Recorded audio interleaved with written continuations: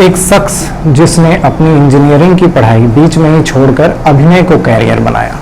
एक शख्स जिसे एस्ट्रोनॉमी और क्वांटम फिजिक्स में खासी रुचि थी। एक शख्स जिसने अपने बूते चांद पर जमीन का एक छोटा सा टुकड़ा खरीदा था और अपने अपार्टमेंट के बालकोनी में लगे एडवांस टेलीस्कोप से उसकी निगहबानी किया करता था। एक शख्स जिसने जरूरतमंदों के लिए करोड़ों रुपए दान दिए। एक शख्स जिसने अपने सपनों की पूरी फहरिस्त बना रखी थी और एक एक कर उसे पूरा करने की ओर बढ़ रहा। एक शख्स जो खुशमिजाज था और दूसरों के लिए प्रेरणा स्रोत था। और एक शख्स जिसका शरीर बीते 14 जून को मुंबई स्थित उसके अपार्टमेंट के कमरे में पंखे से लटका हुआ मिलता है। आप समझदार हैं, समझ ही गए होंगे, बात सुशांत सिंह राजपूत की हो रही है। जब हम इस वीडियो को शूट कर रहे हैं, इस घटना को पूरे 32 दिन बीत चुके हैं। द आयर का यह पहला वीडियो हमारी पूरी टीम की तरफ से सुशांत सिंह राजपूत को एक भावभीनी श्रद्धांजलि है। सुशांत की असामयिक मौत ने फिल्म इंडस्ट्री समेत पूरे देश को स्तब्ध कर दिया। शुरुआती पुलिसिया जांच के मुताबिक सुशांत ने खुदकुशी की थी, लेकिन मुंबई पुलिस इस पूरे घटनाक्रम के हर एक पहलू को ध्यान में रखकर जांच कर रही है। सुशांत के करीबी मित्रों, फिल्मकारों और फिल्म प्रोड्यूसरों से पुलिस ने पूछताछ जारी रखी है। इस बीच सुशांत के फैंस और हमारी फिल्म इंडस्ट्री यानी बॉलीवुड का एक धड़ा इस पूरे मामले की सीबीआई जांच कराने की मांग करता आ रहा है, क्योंकि उन्हें लगता है कि सुशांत की मौत की वजह पूरी फिल्म इंडस्ट्री में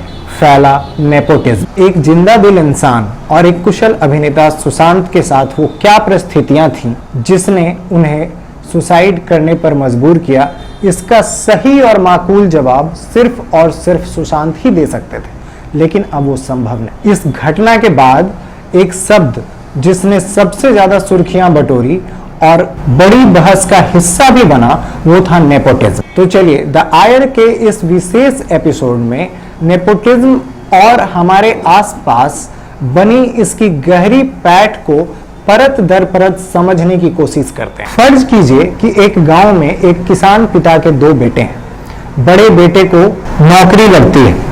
छोटा बेटा चूंकि पढ़ाई लिखाई में औसत है, इसलिए गांव में ही रहकर उनकी मदद करता है। महत्वाकांक्षी पिता चाहता है कि बड़े बेटे की तरह उसका छोटा बेटा भी सेटल हो जाए। सेटल मतलब उसे भी नौकरी लग जाए। यकीनन हमारे समाज में हर पिता अपने बच्चों के लिए ऐसी ही उज्जवल भविष्य की कामना चाहता है। पिता अपने बड़े बेटे को कहता है, जरा छोटे भाई पर ध्यान दो, कहीं छोटी मोटी चपरासी की भी नौकरी लगती है तो लगवा दो, बड़ा नाम होगा तुम्हारा, जवार वाले कहेंगे कि भाई हो तो ऐसा।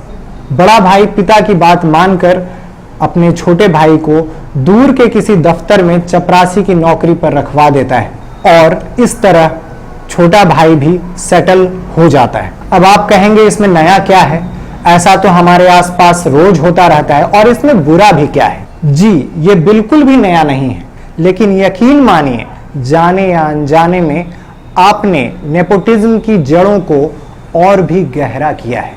ऐसा बिल्कुल भी नहीं कि इसकी जड़ें सिर्फ और सिर्फ हमारे देश तक ही सीमित हैं। China, Greece, Australia, Belgium, Mauritius जैसे अनगिनत देश हैं जहां नेपोटिज्म ने अपनी उपस्थिति दर्ज कराई। सूचना क्रांति के देवता गूगल की माने तो 17वीं शताब्दी के मध्य से नेपोटिज्म के प्रचलन के संकेत मिलते हैं, लेकिन इतिहास के पन्नों में कई ऐसे वाकये दर्ज हैं जो कि ये इसकी ताकीद करते हैं कि इसकी उपस्थिति कहीं पहले की है। आखिर क्या परेशानी है नेपोटिज्म से? प्रत्यक्ष रूप से शायद ही इससे कोई दिक्कत हो। लोग लक या किस्मत की दुहाई देकर इसे हमेशा इग्नोर किया करते हैं, लेकिन अगर आप गौर करेंगे तो इससे काफी परेशानियां हैं। लेकिन अगर आप गौर करेंगे तो इसके परिणाम काफी घातक। मसलन यह सही प्रतिभा को यानी टैलेंट को उभरने नहीं देता, मतलब सही हकदार को उसका वाजिब हक नहीं मिल पाता। यह अवसरवादिता को भी बढ़ावा देता है और इसकी छत्र छाया में कई सिंडिकेट अपने अपने तरीके से अपना मतलब साधते रहते। इतना ही नहीं, अगर कोई इंसान यह समझ ले कि उसकी असफलता का कारण नेपोटिज्म है तो उसकी मानसिक स्थिति बिगड़ सकती है। वह डिप्रेस्ड हो सकता है और अंततः ये सारी परिस्थितियां उसे सुसाइड की तरफ ढकेल सकती हैं। अब सवाल उठता है कि क्या बॉलीवुड में भी नेपोटिज्म है? अब कोई नेपोटिज्म तो भौतिक पदार्थ है नहीं कि इसकी रूपरेखा या बनावट को देखकर यह पता लगा लिया जाए कि यह कहीं मौजूद है या नहीं, लेकिन चूंकि समाज में इसने अपनी गहरी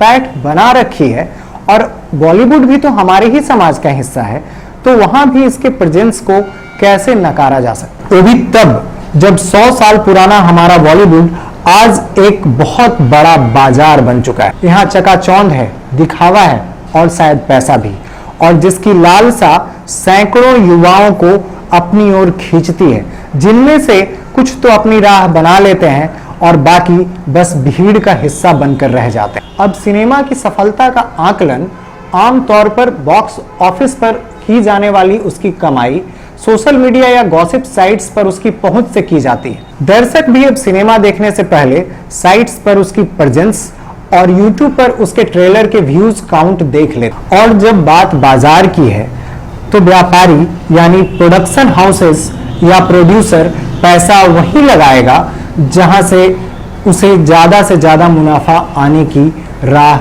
दिखती हो, वो भी उसके अपने शर्तों पर।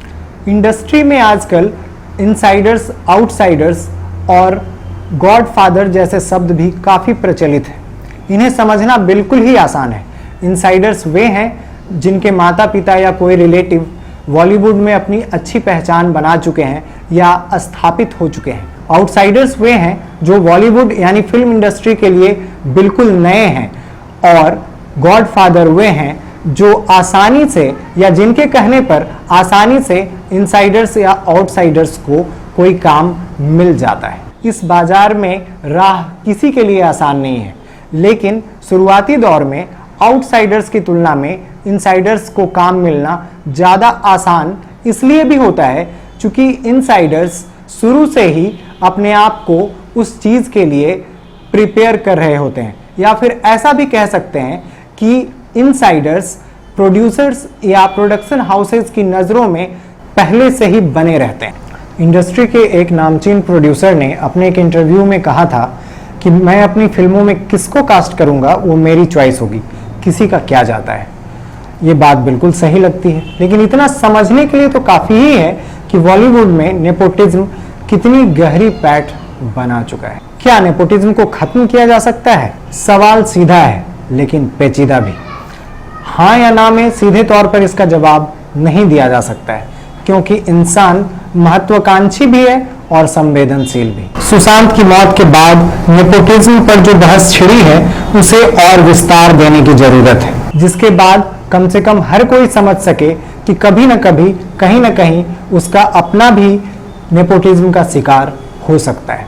सोशल मीडिया के इस जमाने में किसी की मौत पर रिप लिख देने से नेपोटिज्म का खात्मा नहीं किया जा सकता है। जरूरत है एक बड़े सामाजिक बदलाव की, और ये बदलाव सिर्फ हम और आप ला सकते हैं। नमस्कार, आदाब, सत श्री अकाल। मेरा नाम है प्रकाश। अगर आप ये वीडियो YouTube पर देख रहे हैं तो कृपया हमारे चैनल को सब्सक्राइब करें। अगर आप इसे Facebook पर देख रहे हैं तो हमारे Facebook पेज को लाइक। आपको ये वीडियो कैसा लगा इसे बताने के लिए आप हमें कमेंट भी कर सकते हैं। धन्यवाद।